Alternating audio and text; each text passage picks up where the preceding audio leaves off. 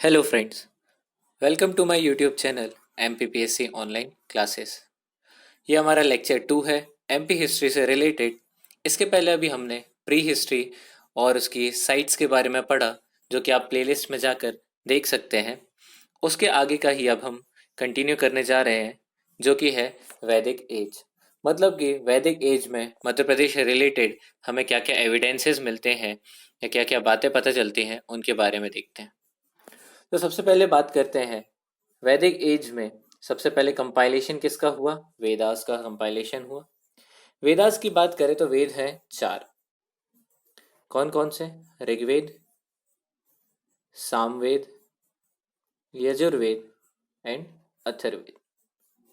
चारों में से सिर्फ एक ऋग्वेद जो है, जो कि सबसे ओल्डेस्ट वेद है या सबसे पहला वेद है, उसमें दो ऐसे शब्द मिलते हैं जो कि मध्य प्रदेश से रिजेंबल करते हैं। एक आता है दक्षिण पथ और एक होता है रेवोत्तर। जैसे कि हमें बहुत अच्छी तरीके से पता है कि जो हड़प्पन सिविलाइजेशन था वो इंडिया के नॉर्थ वेस्टर्न पार्ट, मतलब कि आज का जो अफगानिस्तान और पाकिस्तान है, वहाँ था। फिर उसके बाद बात करते हैं कि जो हमारे आर्यंस थे वो गैंगेटिक वैली तक हमारे एक्सटेंड होकर आए थे, लेकिन सेंट्रल इंडिया तक ये अभी तक नहीं पहुंच पाए थे, जहां पर अभी प्रेजेंटली मध्य प्रदेश है। पर उन्होंने इस एरिया को बोला था क्या? दक्षिण पथ। कि मतलब जो दक्षिण मतलब साउथ साइड जो है, जो पथ जो कि रास्ता या फिर जो साउथ साइड वाला एरिया है, उसको उन्होंने दक्षिण पथ कहा। और रेवोत्तर करके एक हमें शब्द मिला। मतलब रेवा मतलब नर्मदा नदी का नाम पुराना जो था वो रेवा था, और उसके उत्तर में जो एरिया है वो गैंगेटिक वैली वाला एरिया है। तो रेवोत्तर करके एक और एरिया या वहां पर आता होगा। एक और नाम जो हमें ऋग्वेद से मिलता है। तो ये दो नाम हमें वेदों से मिलते हैं। फिर उसके बाद बात करते हैं कि जो वेदों का एक्सटेंशन, जिसको हम क्या कहते हैं? ब्राह्मणास कहते हैं। और ब्राह्मणा मतलब क्या होता है? सेक्रीफाइसेस। तो एक ब्राह्मणा है, ऐतरेय ब्राह्मणा। वो क्या बताता है हमें? निषाद करके एक ट्राइब है, उसके बारे में बताता है। निषाद करके जो ट्राइब थी वो मध्य प्रदेश के फॉरेस्ट एरियाज में रहा करती थी।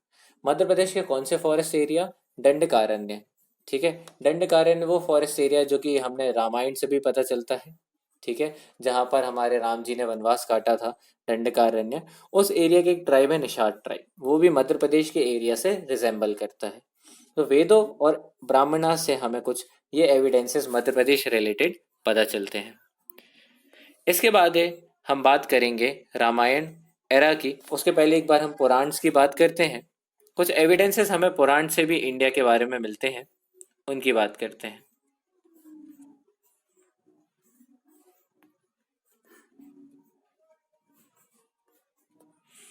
अगर हम बात करें पुराण से, हमें दो डायनेस्टीज रिलेटेड हमें कुछ एविडेंसेस मिलते हैं। पहली डायनेस्टी का नाम है इक्ष्वाकुस डायनेस्टी। इक्ष्वाकुस डायनेस्टी के एक रूलर थे मुचकुंद करके।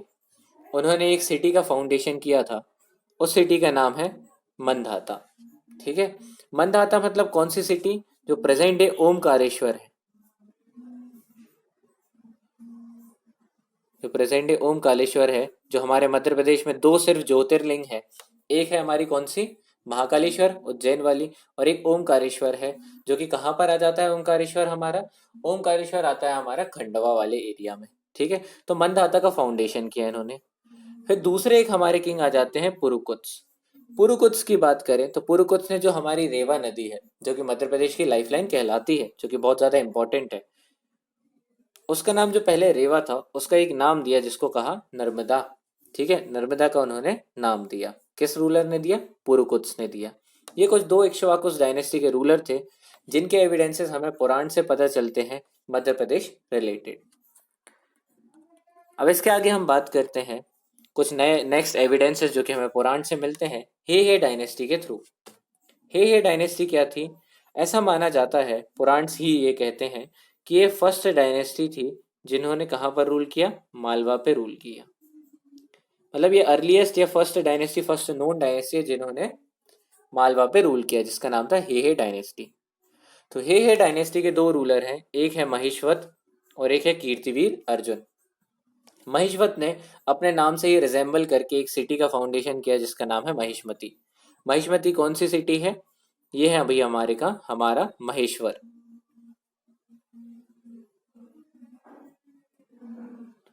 तो ये जो महेश्वर नाम की सिटी है ये कहाँ पर सिचुएटेड है? ये नर्मदा नदी के बैंक्स पर सिचुएटेड है।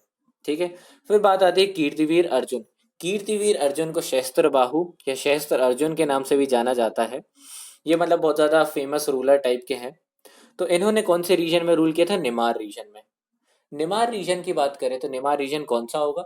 तो जो प्रेजेंट डे हमारा खरगोन और बरवानी वाला जो एरिया है ना, मतलब बिल्कुल अगर हम बात करें तो हमारे एमपी का साउथ वेस्टर्न वाला जो पार्ट है, बिल्कुल कॉर्नर वाला, उस एरिया को निमार रीजन कहते हैं हम। ठीक है। तो ये कुछ हमें एविडेंसेस मिलते हैं हमारे पुराण से। उसके बाद अगर हम बात करें रामायण एरा, तो रामायण एरा में मध्य प्रदेश से रिजेंबल करते हुए कुछ एविडेंसेस हैं जिनके बारे में बात करनी है। अब हम इसको याद करने के तरीके से ऐसे समझ सकते हैं कि रामायण एरा में थे राम जी और सीता जी। राम जी कहाँ पर गए थे? मतलब वनवास में गए थे। ठीक है। वनवास गए थे तो कौन से वाले जो फॉरेस्ट थे वहां रुके थे? वो था महावन, या हम उसको क्या बोल सकते हैं? दंड कारण्य। ठीक है। महावन दंड कारण्य बोल सकते हैं इसको हम, जो कि कहाँ पर आ जाता है? अभी का जो बस्तर इलाका है, बस्तर मतलब कहाँ का? छत्तीसगढ़ का इलाका है। छत्तीसगढ़ हमारे मध्य प्रदेश के ही एरिया में आता था। ठीक है। तो वो वाला जो इलाका है वहां पर राम जी गए थे, तो इसलिए वो रामायण एरा से हमारे मध्य प्रदेश का थोड़ा सा रिजेम्बलेंस शो करता है। सीता जी की बात करते हैं। सीता जी को ने सीता जी को जब राम जी ने त्याग दिया था तो सीता जी कहाँ गई थी? ऋषि वाल्मीकि जी के आश्रम में गई थी। ठीक है। ये कहाँ पर है? तमसा करके जो रिवर है हमारी, उसके पास सिचुएटेड था ऋषि वाल्मीकि जी का आश्रम। वहां पर उन्होंने बर्थ दिया किसको? लव और कुश को। ठीक है। कुश जो था, उन्होंने एक जगह पर रूल किया, उसका नाम उन्होंने दिया था दक्षिण कौशल। और ये दक्षिण कौशल कुछ नहीं, ये कौन सा एरिया है? ये हमारा बुंदेलखंड का एरिया जो है ना, वो एरिया है हमारा दक्षिण कौशल। ठीक है। तो रामायण एरा से हमें राम और सीता जी के बारे में एमपी रिलेटेड ये बातें पता चलती हैं।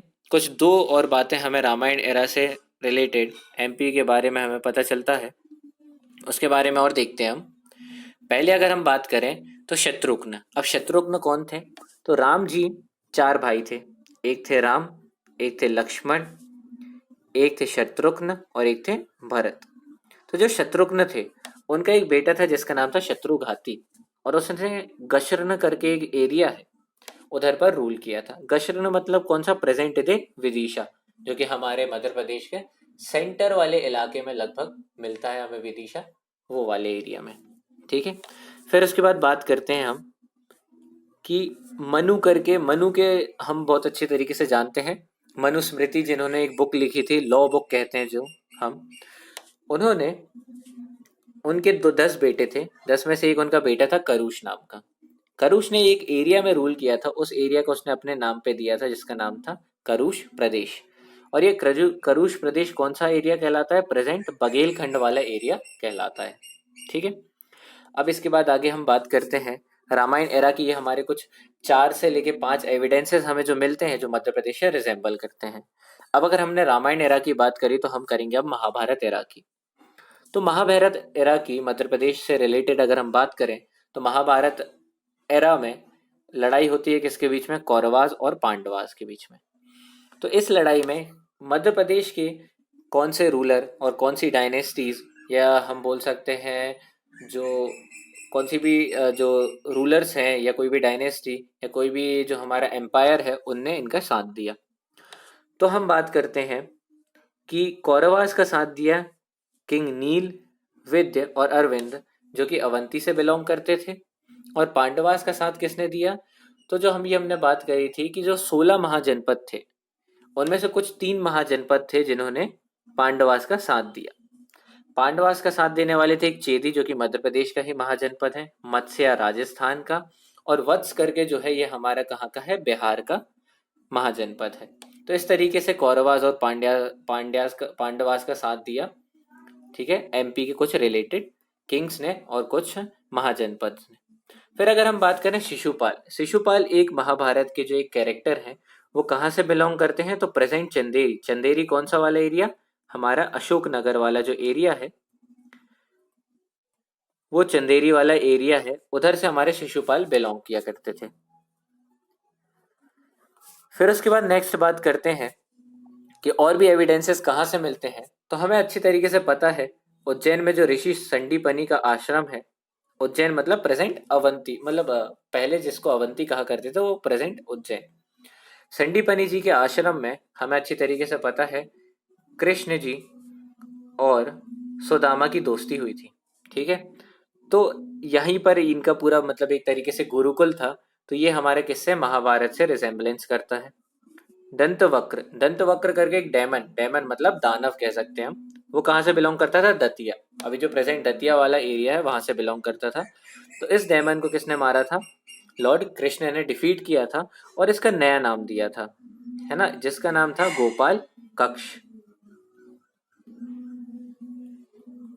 गोपाल कक्ष इनका नाम दिया था और इन्हीं के बेसिस पे ग्वालियर की एक हम बोल सकते हैं हिल, उसका नाम भी रखा गया है गोपांचल हिल्स।